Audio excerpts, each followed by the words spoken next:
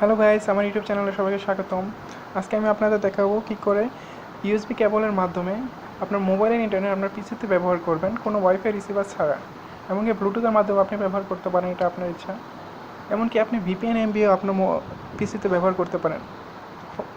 So প্রথমে আপনাকে সেটিংয়ে যেতে হবে। খেয়াল রাখতে হবে যেন ইউএসবি কেবলটা আপনার ফোনের সাথে কানেক্ট করা থাকে।